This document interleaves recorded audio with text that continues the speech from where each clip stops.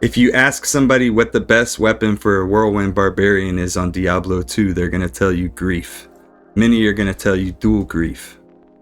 In this video today, I want to discuss why and why not dual grief is the best. With the plus to damage that it gives you, you're essentially getting no low end and no top end of your damage. You're hitting for nearly the same amount every single time you hit, so you're just getting consistently high damage.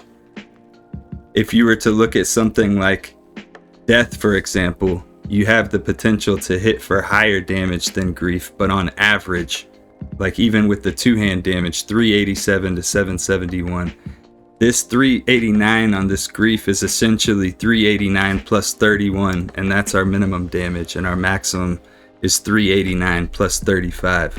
So we just have that small window of damage range that we have with this compared to something else, especially if you single hand wield death.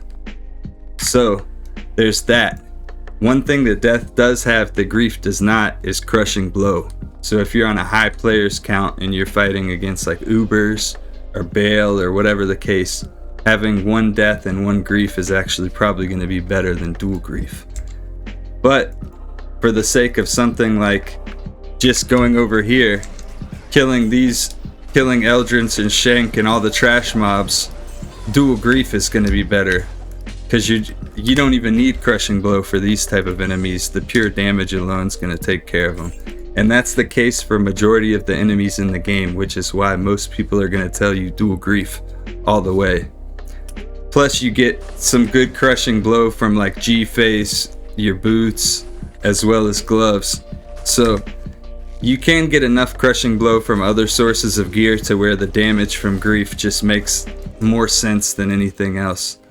But you can get faster times even on players 1 against Bale with grief and then death, just because the difference between having 58% crushing blow on both hands, and then the difference between that and always having 100% crushing blow on one side, that's actually a really big difference as the enemy health pool gets larger and larger.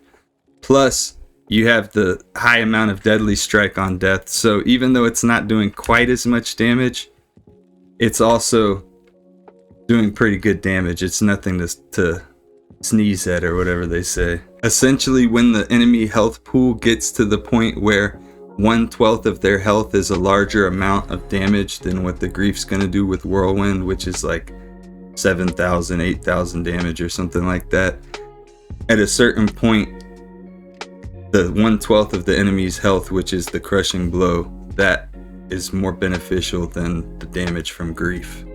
That's when death is going to be better than grief. Every other situation, grief is going to be better, dual grief.